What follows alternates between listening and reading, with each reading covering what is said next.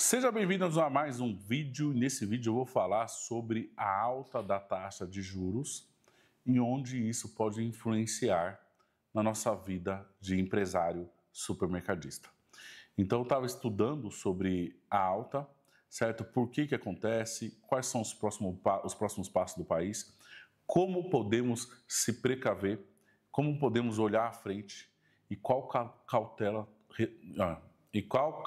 nós devemos tomar mediante esse cenário. E vou te falar uma coisa, tá? O cenário é preocupante. Lembra aquele vídeo que eu fiz da Venezuela e Estados Unidos? Cada vez mais próximo da Venezuela nós estamos.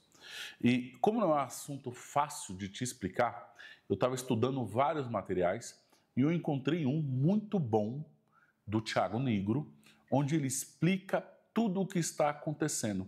Por que a taxa de juros subiu e aonde isso vai influenciar e para onde o Brasil está indo. Então, vamos reagir, eu e você, estudar esse material muito top.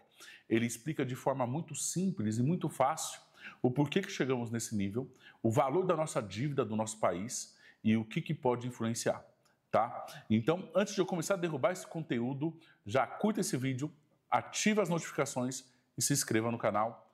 Bora reagir a esse vídeo do Thiago Nigro. Parabéns pelo vídeo pro Thiago aí.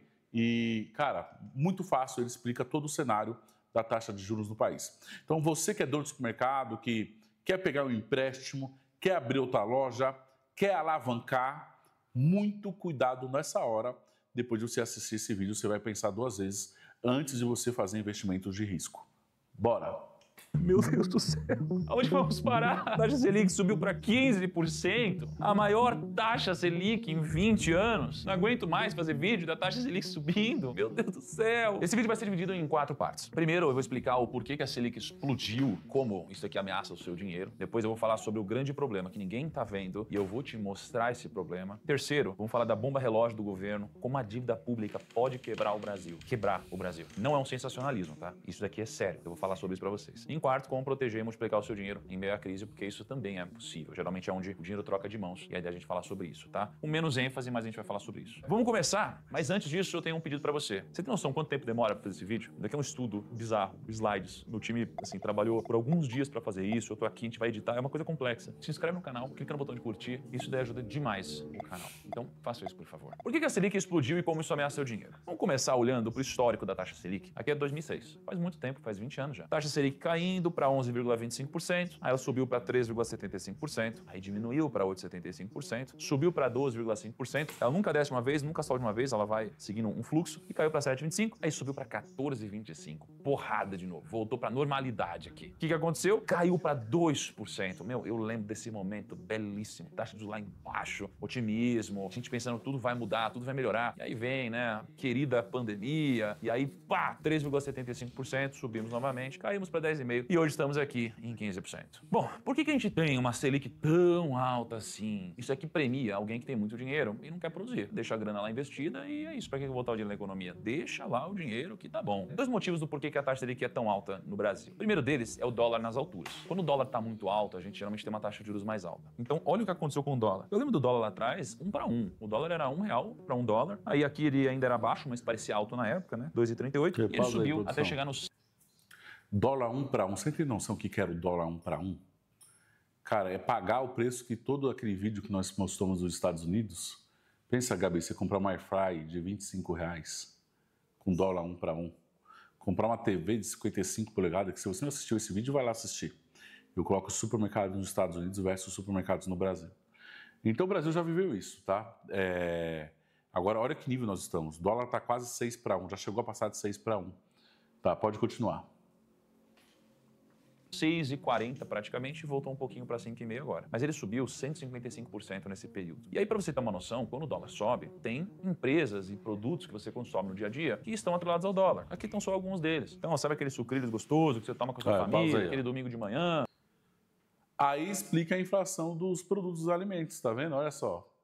Tá ligado totalmente à inflação dos produtos. E o café também ele não colocou. E o Thiago poderia ter colocado o café. Porque o café também ele varia conforme a cotação do dólar. Então, por isso que o café ficou caríssimo, certo? Olha só que situação. Tudo sobe. Quando o dólar sobe, quase tudo sobe, porque muita coisa é variada no mercado externo. Pode continuar.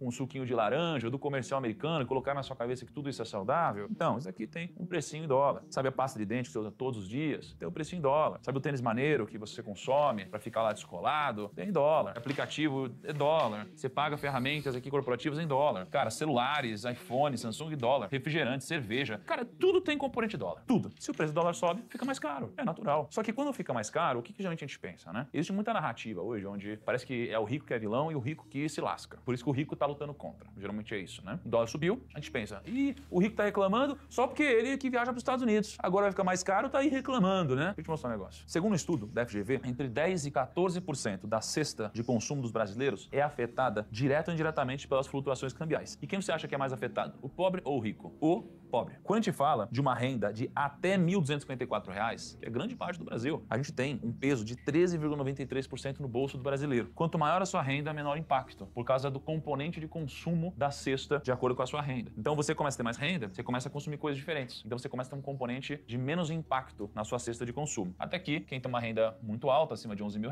tem um impacto de 11,07% apenas em relação a 13,93%. Quem tem menos renda é mais impactado pela inflação ou pela alta do dólar. Segunda coisa que impacta muito a taxa Selic. Existe algo chamado meta de inflação. O Brasil, ele tem uma meta a se buscar, que a gente pensa de uma forma meio corporativa, né? Você tem um gestor que precisa administrar recursos para chegar em algum lugar. Quando a gente fala da meta de inflação, existe algo que a gente considera no Brasil que é controlado. E esse algo controlado tem um piso da meta, que é 1,5% de inflação, a gente tem a meta central, que é 3%, e tem o teto da meta, que é 4,5%. Significa que a nossa inflação deveria ficar entre 1,5% e 4,5% no Brasil, mais próximo da meta central. Porém, a inflação em 2025 tem uma projeção de 5,51%. Isso aqui é a segunda projeção do Boletim Focus. Isso aqui significa que a inflação está extrapolando a meta. Então a gente pode chegar para a turma que gerencia a economia no Brasil e falar, opa, você não está cumprindo a meta que a gente contratou você para atingir. É quase como, eu tenho aqui a minha empresa, eu contrato um CEO, a gente combina uma meta, e aí ele não bate essa meta, ele vai ficar sem PLR, ele vai ficar sem bônus. Talvez ele seja até demitido, né, dependendo da consistência que isso acontece. Então a ideia é, temos uma meta, precisamos ficar na meta. Se a inflação ficou muito alta, a gente vai ter uma série de implicações sobre isso. O que está escrito no site do Banco Central? Está escrito que a definição da taxa Selic é o principal instrumento de política monetária utilizado pelo Banco Central para controlar a inflação. Então o governo vai usar da taxa Selic para diminuir a inflação ou aumentar. Então se eu aumento a taxa Selic, eu tenho menos incentivo a gasto e mais incentivo à poupança, a guardar dinheiro. Se eu tenho menos incentivo a comprar, eu tenho menos gente comprando, menos dinheiro indo para a economia, e aí eu tenho então menos pressão sobre os preços para cima. Porque tem menos gente comprando, então os preços eles dão uma diminuída, ou eles não sobem tanto assim. Alta de taxa de juros, inflação mais baixa. Só que o problema ele não para por aqui. Isso daqui é simples, tá? Eu vou te mostrar o que quase ninguém está falando. E é aqui que eu quero que você comece a prestar mais atenção ainda no vídeo. Vamos falar do segundo ponto, então, dessa obra-prima. A gente vai falar do grande problema que ninguém está vendo, eu vou te mostrar agora. Existe algo chamado resultado primário. Isso daqui é o percentual do PIB. O resultado primário é a diferença entre receita e despesa do governo. Então, o governo, ele tem uma receita. É o dinheiro que entra. Esse dinheiro que entra vai ser o quê? Arrecadação. Então, você paga um imposto, opa, vai entrar dinheiro para o governo. Só que o governo vai pegar esse imposto e ele vai gastar. Ele vai gastar para pagar salário, muitas vezes, de políticos. Vai usar esse imposto para investir em projetos sociais, dar benefícios, muitas vezes, para a população. Então, ele tem as receitas e tem os gastos. Só que quando a gente olha para a nossa economia, aqui de 2003 até fevereiro, até metade de 2014, a gente tinha um boom de commodities. A gente estava vendendo bem, por um preço legal, as commodities do Brasil. Isso daqui fazia as nossas receitas subirem. Como as nossas receitas subiam, a gente vendia mais do que a gente comprava, a gente então tinha mais receita do que despesa, então a gente tinha um superávit em percentual do PIB. Só que aí a gente teve, de 2014 para frente, 8 anos no vermelho. A gente teve uma recessão econômica aqui e a gente teve o Covid aqui. Por isso você vê que a gente teve um resultado primário pífio nesse momento, só que durante a pandemia. Então o mundo inteiro, de alguma forma, sofreu. Nesse momento, imagina a situação econômica. Vocês lembram disso? Era o pau quebrando para todo lado, todo mundo desesperado e gente morrendo, inclusive. Só que aqui a gente teve o auxílio emergencial, que pagou mais de 288 bilhões de reais para garantir proteção social aos brasileiros. E aí, depois de 8 anos no vermelho, as contas do governo tiveram um superávit de 54 bilhões em 2022. Então, nesse pontinho, o governo conseguiu arrecadar uma grana. Então, o Brasil teve um superávit. Só que esse superávit veio em grande parte disso daqui também. Petrobras foi a segunda maior pagadora de dividendos do mundo em 2022. Só que quem é o dono da Petrobras? O governo tem 37% da Petrobras, então ele recebeu boa parte desses dividendos. E olha que interessante, 21% é dos brasileiros e 42% é de não brasileiros. Então, você tem não só o governo recebendo esse dinheiro, mas você tem também muita gente de fora do nosso país recebendo também. Porém, os dividendos foram tão altos que a gente teve um superávit. E além disso, a gente também teve muitos novos impostos. O governo Lula subiu ou criou impostos 24 vezes desde 2023, que é uma a cada 37 dias. Então a gente começou a aumentar mais ainda a arrecadação. Porém, a gente ainda tem um déficit. Significa que mesmo com tudo isso, a gente ainda tem um prejuízo. Se o país é uma empresa, ele está tomando prejuízo. Você não quer ter uma empresa que toma prejuízo. Só que a gente ainda está com déficit e a pergunta é, será então que a gente não está arrecadando tanto? Porque a arrecadação aqui é a receita. É igual chegar para uma empresa e falar, putz, estou com muito custo aqui, né? Então estou tomando prejuízo. Eu falo, então vende mais. Se você vender mais, você consegue ter um resultado positivo na empresa. Quando eu chego pro o governo fala, putz, o custo está muito alto. Eu falo, então vende mais. O vender mais dele é arrecadar mais dinheiro. Só que aí eu vou ver e eu me questiono, será que está faltando venda? Será que está faltando arrecadação, então, nesse caso? Isso daqui é a linha de arrecadação federal desde 1996. No ano 2024, ano passado, o Brasil arrecadou 2,65 trilhões de reais. Foi a maior arrecadação dos últimos 30 anos. Eu falei, opa, peraí. Então o problema talvez não esteja na arrecadação. Por que tá todo mundo falando sobre aumentar imposto toda hora, se eu já tô arrecadando no nível recorde? O país nunca arrecadou tanto assim. Em janeiro até 23 de abril desse ano, o governo arrecadou mais de 1,27 trilhão de reais. Esse ano aqui. E se a gente for olhar entre 1º de janeiro e 23 de abril, a gente tá falando que já foi 30,96% do ano. Se eu fizer uma regra de 3, significa que, se eu fosse anualizar essa arrecadação, daria 4,10 trilhões de impostos que a gente arrecadaria esse ano. Se eu fosse jogar isso no gráfico, seria algo desse porte. Poxa, não é tão justa essa comparação. Por quê? Porque tem alguma sazonalidade mesmo, né? A gente arrecada bem no começo do ano, meio do ano é um pouco mais fraco, final do ano a gente volta a arrecadar bem. Porém, é só pra gente ilustrar um pouco do tamanho da arrecadação. Caraca, a gente tá arrecadando muito dinheiro. Mas os gastos públicos já ultrapassaram 1,6 trilhão, segundo os dados do Impostômetro e da plataforma Gasto Brasil. Isso significa que, mesmo a gente arrecadando recorde novamente, 1,27 trilhão, os gastos no mesmo período já estavam em 1,6 trilhão. Será que o problema é arrecadação ou será que o problema é gasto?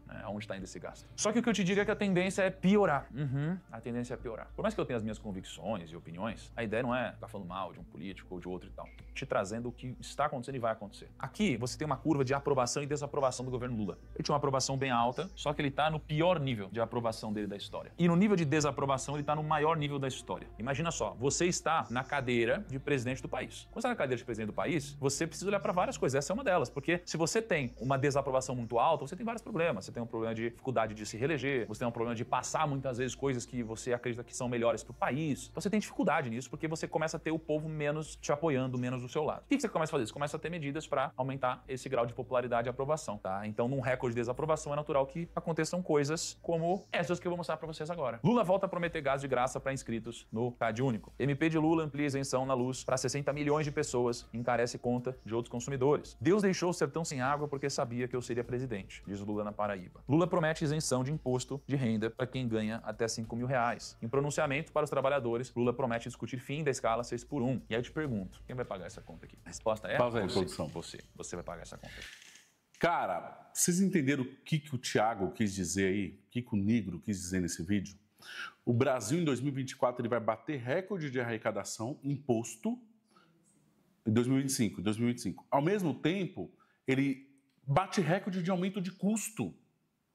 E, no final das contas, ele não tem... Se o governo fosse uma empresa, mesmo aumentando a carga tributária, ele não tem lucro. E aí, por que ele mostrou o índice de aprovação e desaprovação do Lula? Porque quanto mais a desaprovação cresce e a aprovação diminui, na véspera de um ano eleitoral, o que o Lula vai fazer? Tacar benefícios sociais, tirar dinheiro da classe média para a classe mais baixa, porque o que esses caras querem? Poder. Então, o que acontece? A tendência, por que ele fala que vai piorar? Que ele acredita, já ele vai falar, que no ano seguinte toma benefício social. É onde entra o Bolsa Família no desespero de se reeleger, não importa como vai pagar a conta ou se vai ter dinheiro para pagar essa conta. Aí, recentemente, essa semana, o Haddad quis passar o IOF. E a Câmara está travando o IOF. Aí teve taxação das blusinhas da Shein. Tudo é taxado, na verdade é o taxado, né? Por quê? Porque em vez deles olhar para dentro e diminuir o custo, eles pensam em cobrar mais, arrecadar mais do consumidor. E aí é onde o país fica insustentável. é onde a classe média paga a conta. E agora que está chegando a eleição no ano seguinte, de 2026, a tendência é que ele coloque mais dinheiro ainda para bancar a eleição dele, algo que eu não acredito, que para mim esse aqui é o último governo da história do PT. E foi até bom não, né? Vamos falar. O Lula venceu, mas é bom que nunca mais ele vai entrar no poder. Primeiro que ele está velho, e segundo que tirou aquela imagem antiga de que o Lula era bom, que lá atrás teve carro zero, viagem para os Estados Unidos, porque teve, como o Thiago explicou, o boom das commodities lá atrás. Então lá atrás se arrecadava muito o quê? Vendendo. Agora que o Lula teve que mostrar um pouquinho de gestão, ele não consegue. E ele não consegue trabalhar com uma política de redução de custo. Ele não consegue. Então, o que acontece? Pelo contrário, ele viaja para a China, leva 100 pessoas, já vai para Paris, leva 100 pessoas, a Janja fica falando uma parte de idiotice, compra, você vai entrar lá no Palácio do Planalto, é luxo de tudo quanto é jeito. O cara não sabe economizar.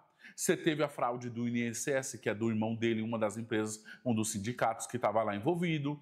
Então, não tem jeito, ele não sabe trabalhar economizando. Ele sabe trabalhar o quê? Arrecadando, colocando imposto e aumentando o Estado. Vamos continuar.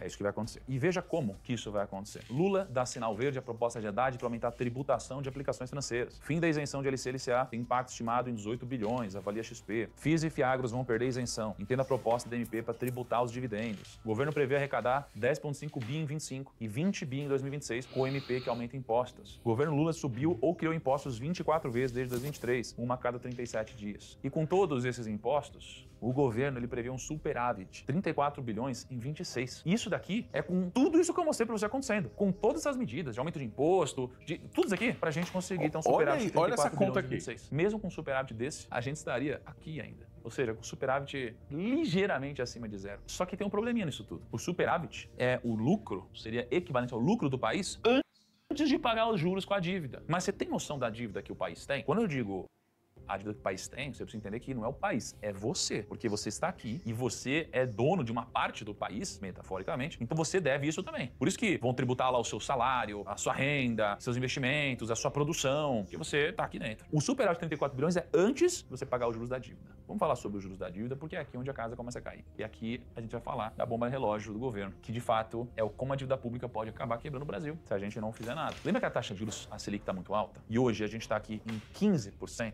A gente está próximo das nossas máximas históricas. E quando a gente olha para a dívida pública em relação ao PIB, adivinha só, a gente está também no maior valor da história. Nunca estivemos numa dívida pública tão alta desde, desse gráfico aqui, desde 91. O nosso recorde foi aqui próximo de 2001 e a gente está próximo disso de novo. Então imagina que a dívida pública é tudo que o país deve, porque o país ele geralmente gasta, financia e paga no prazo. Só que essa dívida ela vai crescendo, vai virando uma bola de neve. Está numa relação gigante da dívida. Só que se a gente olhar para a nossa dívida hoje, esse é um dado muito importante, como que a nossa dívida está distribuída? Eu imagino, eu devo e eu preciso pagar. Você tem uma parte da dívida que está atrelada à inflação, você tem uma parte da dívida que está atrelada ao dólar, uma parte que está atrelada ao pós-fixado. Então, a gente está aqui em 2025 e do 100% da dívida, a gente tem uma divisão da dívida dessa forma. Ou seja, eu tenho aqui esse azul claro, que é a dívida pré-fixada. Então, eu tenho uma parte da dívida que é pré-fixada. Eu tenho uma parte da dívida que é ligada à inflação. Eu tenho uma parte da dívida que é ligada a uma taxa flutuante, que seria o CDI, basicamente. E eu tenho uma parte da dívida que é ligada ao câmbio. O que a gente vê? A gente vê que a parcela pós-fixada, que é a taxa flutuante, ela era de 21%, aí ela começou a crescer e hoje ela corresponde a 47,3% da dívida. Só que a gente tem hoje uma taxa de juros flutuante das mais altas da história. Então isso daqui significa que o Brasil vai ter que pagar muito juros. E quando a gente olha para esses juros, que hoje corresponde a taxa flutuante 2 vezes mais do que a gente tinha antes, a gente vai pagar essa taxa gostosinha aqui de 15%. E o Brasil está pagando muito juros sobre a dívida. Pra vocês terem uma noção, aqui são os outros países. A linha azul, a gente tem a dívida do país em relação ao PIB. Então a Itália tem uma dívida aqui acima de 100% do PIB. A gente tem a Turquia aqui, uma taxa menor que 40% do PIB. Então aqui na linha azul é o tamanho da dívida em relação ao PIB. E a linha vermelha é o quanto de juros o país paga em relação ao PIB. Então veja que aqui do lado você tem um país como a Itália pagando algo como 3,5% de juros sobre o PIB. Você tem uma Austrália pagando talvez 1%, um pouco mais sobre o PIB. Você tem a Argentina,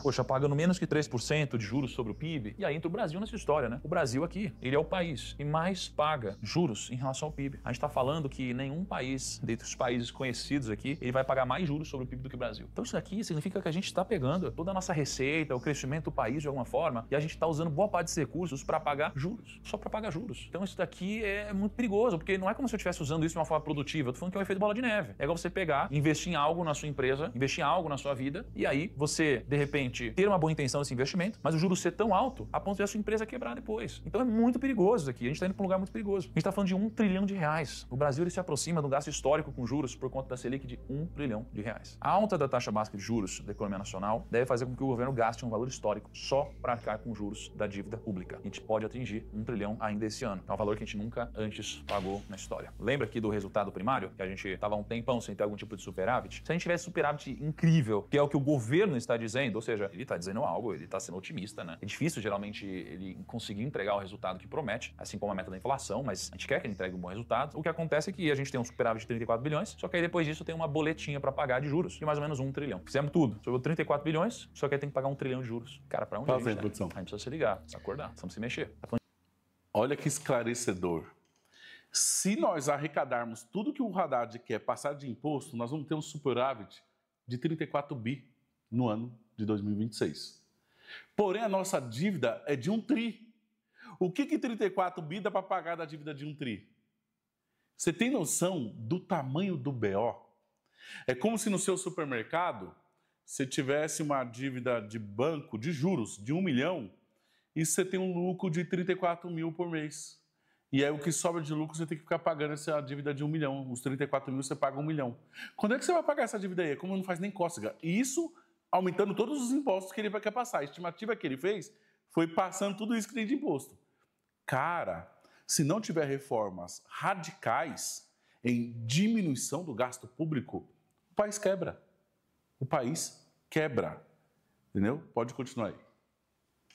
De 30 vezes o tamanho do nosso superávit. E é um juros que, de fato, tem crescido ao longo do tempo, né? Uma dívida que vem crescendo, não vem diminuindo, não. Isso é muito perigoso. Um país pode quebrar se continuar assim. Se você não tá com medo, então você deveria estar. Você deveria estar se perguntando o seguinte: o que eu faço com o meu dinheiro agora? Ah, Thiago, você vai ser sensacionalista? Preciso ser sensacionalista, né? Te mostrei alguma coisa fora da realidade aqui? Não tô querendo te vender medo pra te depois vender uma solução, não é isso não. É porque realmente, óbvio que eu trabalho com investimentos e com tudo isso, mas eu tô genuinamente preocupado. Eu invisto meu capital e não tem pra onde fugir. Eu preciso diversificar meu capital da forma correta nesse momento. E talvez alguns de vocês estejam passando pela mesma coisa, né? Cara, e agora? O que eu faço? Tenho grana, preciso investir em algum lugar, tô com medo, mas aí, o que eu faço? E agora que a gente entra na quarta parte do vídeo. Eu, em 2020, fiz esse vídeo aqui. Eu tava em Chicago. Era 18 de fevereiro de 2020, tava frio pra caramba. Eu lembro que eu apoiei o celularzinho no vidro, gravei sem microfone, eu acho. Tô sem microfone, quase com um aviso, um alerta. Eu lembro que eu ia pra um jogo de basquete, tava frio pra caramba, nevando. Eu tava muito preocupado. Enfim, tinha um cenário na época de preços muito altos, tinha uma série de coisas acontecendo, eu tava muito preocupado e fiz um vídeo sobre isso, né? A crise tá chegando, como se preparar? Claro que vocês podem imaginar quanta chacota eu sofri quando eu fiz esse vídeo. Mas, de fato, eu fiz esse vídeo antes disso. Eu fiz esse vídeo um mês antes dessa grande queda da Bolsa de Valores, e talvez uma das mais acentuadas que a gente já teve na história. Pô, não que eu tenha uma bola de cristal, né? E não que eu soubesse exatamente o que ia acontecer. Mas uma coisa que premedita a crise, geralmente são preços altos, ok? E a gente tinha isso acontecendo. E aí eu recebi vários comentários no vídeo, ó. Primo, não é possível prever uma crise. Algumas semanas depois, crise acontecendo, kkk. Previu a crise 2 semanas antes da crise, kkk, parabéns, primo. 3 semanas atrás acontece circuit break essa semana, primo, foi evidente. Não, né? Eu sou um cara que estudo, invisto já há bastante tempo, gosto de olhar para as coisas com um pouco mais de distância, porque eu consigo ter mais frieza para analisar. Então, quando a gente está olhando para o cenário de hoje, é preocupante de fato. Mas como eu invisto publicamente, é diferente de muitas pessoas que só falam sobre investimentos, então depois fica muito fácil, né? Ah, eu falei, eu avisei. Não, eu estava investindo meu dinheiro. Ele vai começar a falar dos investimentos dele, vai vender o jabá dele e tá tudo bem.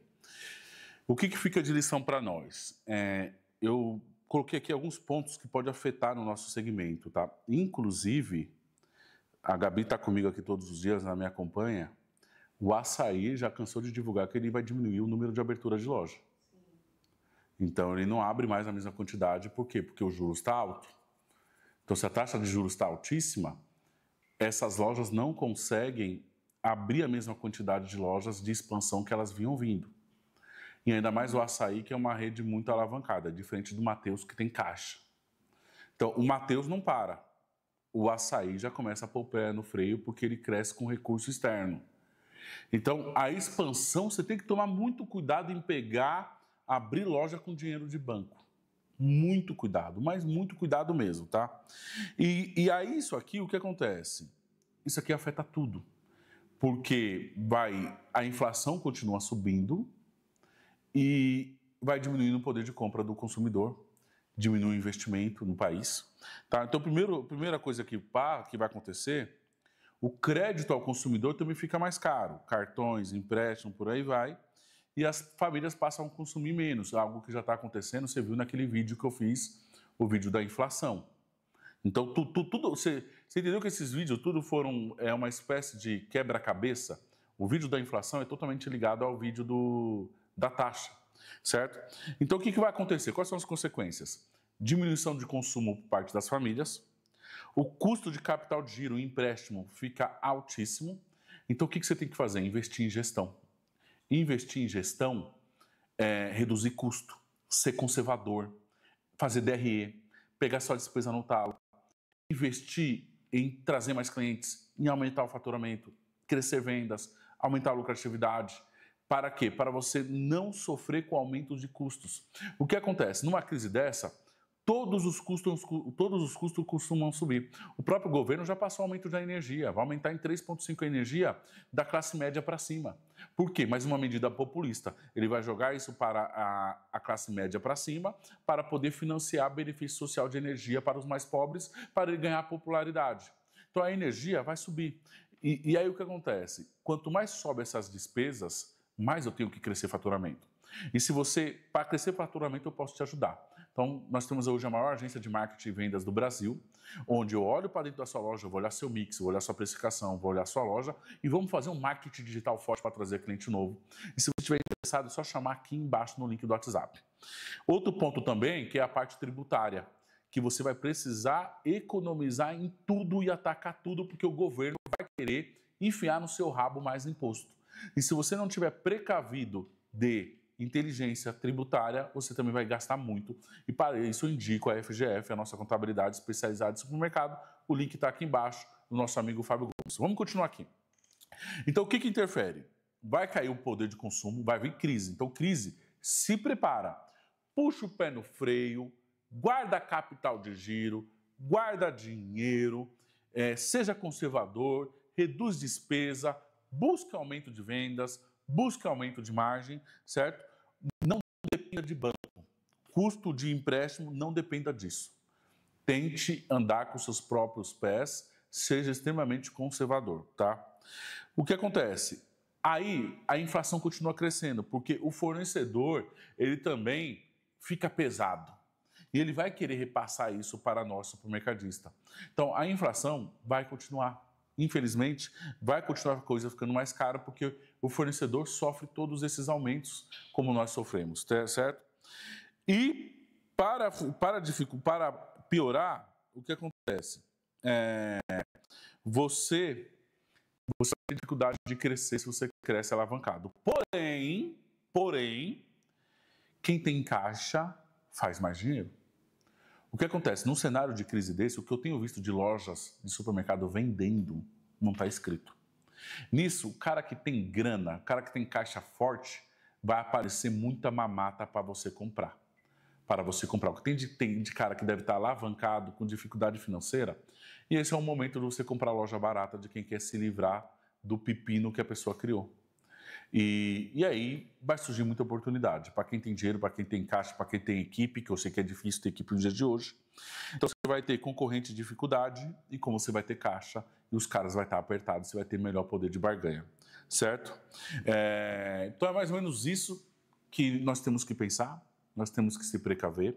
Seja extremamente conservador, crie cada vez mais caixa, cresça cada vez mais seu faturamento, porque isso que vai acontecer vai empurrar as despesas, você vai ver energia subindo, você vai ver carga tributária subindo, você vai ver o produto subindo, o poder de compra do consumidor caindo, e cara, o que você vai ter que ser? Você vai ter que ser bom. Você vai ter que ser bom. Não faça aventura financeira. Não inventa de comprar casa agora, de fazer investimentos caros nem na pessoa física e nem na pessoa jurídica. Porque o Brasil irá passar por uma crise, guarde esse vídeo aqui. Eu concordo em tudo que o Thiago está falando, porque olha o tamanho da dívida, olha o tamanho da arrecadação, e ano que vem o Lula vai querer fazer medida populista para se eleger. Porque esses caras não têm escrúpulo. Eles são cruéis. Eles são o poder na frente e foda-se o que está acontecendo. Entendeu? Então, se o Brasil fosse uma empresa, é uma empresa forte candidata a quebrar pelo nível de alavancamento. E porque ele não quer reduzir suas despesas, ele não quer abrir mão dos seus luxos. Certo? Espero que você tenha gostado. Esse aqui foi mais um vídeo.